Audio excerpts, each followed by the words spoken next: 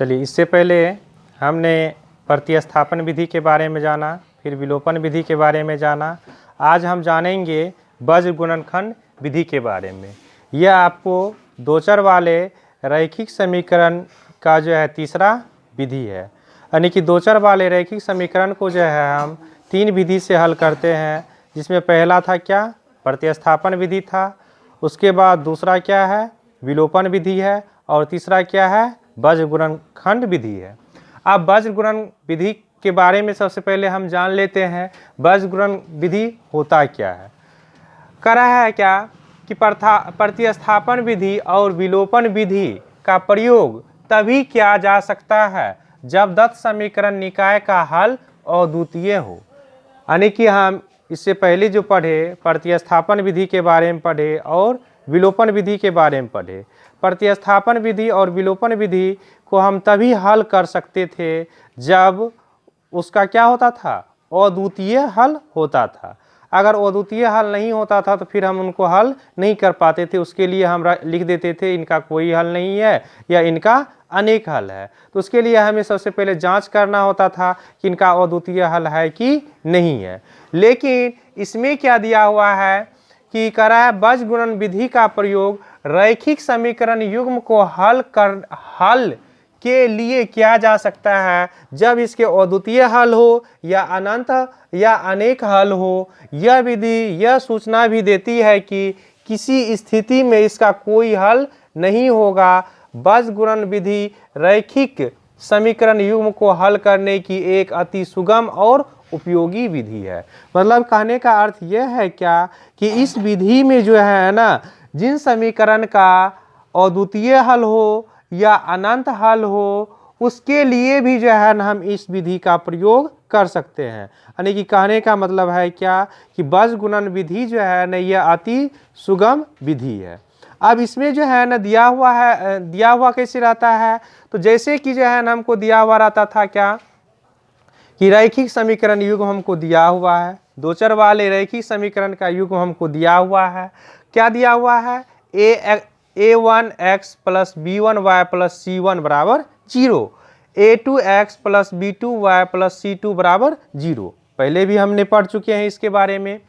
अब अगर हमको ये दो समीकरण दिया हुआ है, तो अब दो समीकरण जो दिया हुआ है तो इनको हल करने के बाद x बराबर जो आता है ये मान आ जाता है और y बराबर जो आता है ये मान आ जाता है।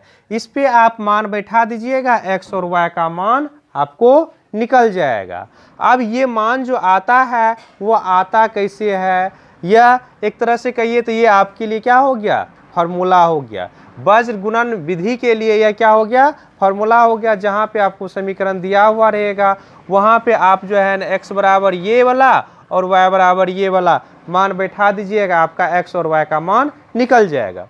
तो अब हम जानते हैं कि ये जो हमको फार्मूला मिल रहा है यह बना कैसे है, यह बना कैसे है। तो ये फार्मूला जो बना है ना यह निकल करके आया है किससे, तो विलोपन विधि से ही यह फार्मूला निकल करके आया है। अब इस फार्मूला को हम सेटिस्फाई करते हैं।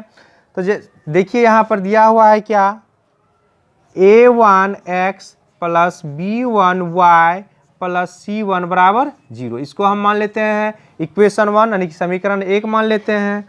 यहाँ a2x plus b2y plus c2 बराबर क्या हो जाएगा, 0। समीकरण 2 हो गया।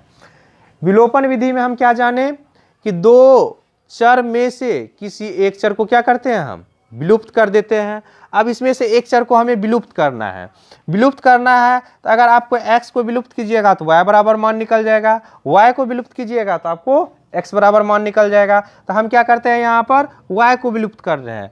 y को विलुप्त जब कीजिएगा तो यहाँ पर क्या है, b1 लगा हुआ और यहाँ क्या है, b2 लगा हुआ है, यहाँ पे b1 लगा हुआ है। इसको हमें b1 से गुना करना पड़ेगा और इसको हमें b2 से गुना करना पड़ेगा। तो यहाँ पर समीकरण 1 को क्या करते हैं, b2 से गुना कर देते हैं और समीकरण 2 को हम b1 से गुना कर देते हैं। अब b2 से इसको गुना कीजिएगा तो यहाँ क्या हो जाएगा, a1 b2x प्लस यहाँ क्या हो जाएगा, b1 b2y plus b2 c1 बराबर 0 हो जाएगा। उसके बाद इसको गुना कीजिएगा तो यहाँ क्या हो जाएगा, b1 a2x प्लस यहाँ पर B1 B2y प्लस यहाँ क्या हो जाएगा B1 C2 बराबर 0 हो जाएगा जी। अब यहाँ क्या करेंगे हम घटाएंगे, घटाने पर यही ना करते थे विलोपन विधि में ना, विलोपन विधि में हम यही करते थे। अब यहाँ पर इससे ये क्या होगा कट जाएगा, B1 B2y और B1 B2y कट जाएगा ना दोनों। यहाँ पर आप देखिए, तो अब देखिए यहाँ पर ये माइनस में है या प्लस में है, तो पहले हम प्लस वाला मान लिख लेते हैं। तो A1 B2x minus B1 A2x लिख सकते हैं। यहाँ पर देखिए प्लस का चिन्ह है, प्लस का चिन्ह दे दीजिए, B2 C1 minus B1 C2 बराबर 0।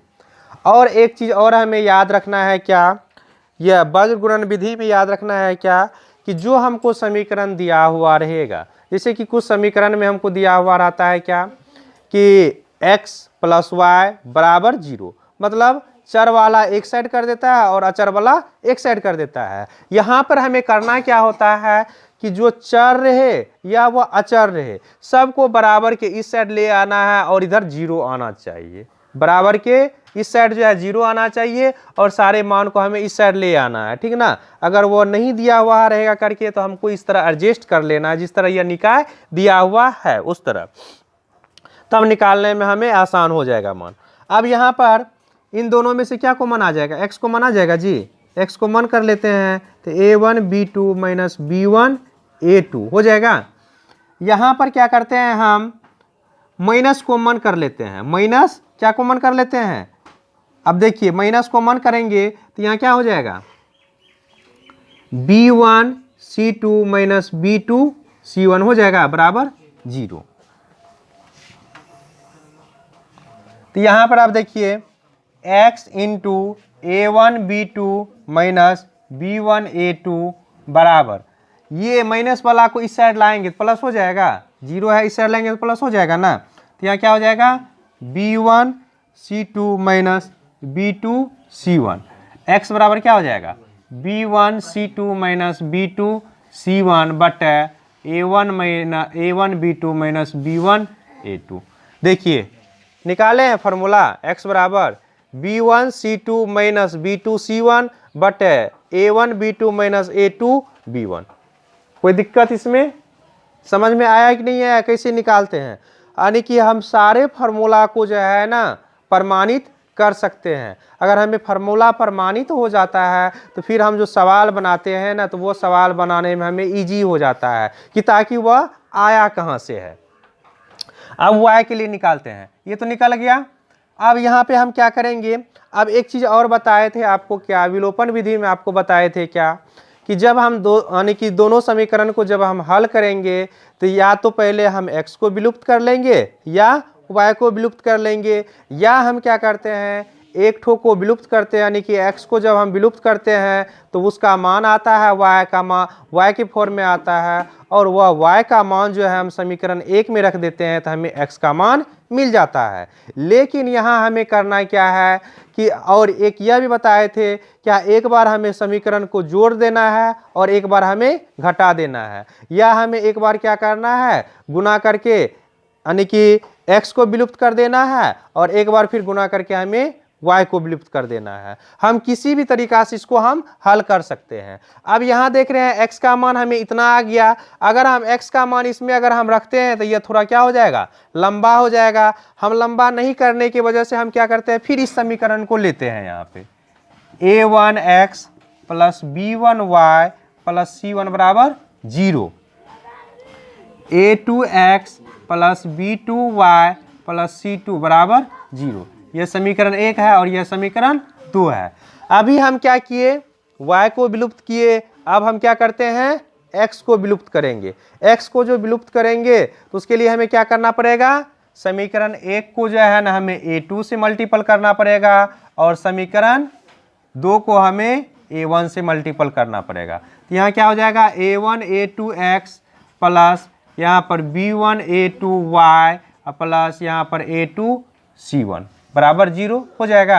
यहाँ पर क्या हो जाएगा a1 a2x प्लस यहाँ क्या हो जाएगा a1 b2y प्लस यहाँ क्या हो जाएगा a1 c2 बराबर 0 हो जाएगा।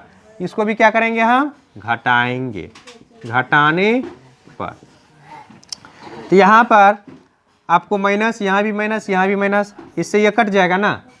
यहाँ आपको लिख देते हैं b1 a2y minus a1 b2y, यहाँ पर plus a2c1 minus a1 c2 बराबर 0। कोई दिक्कत इसमें?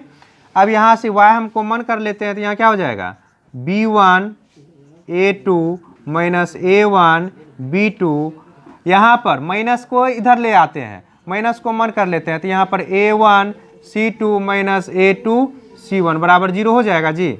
y into b1 a2 minus a1 b2 बराबर यहाँ क्या हो जाएगा a1 c2 minus a2 c1।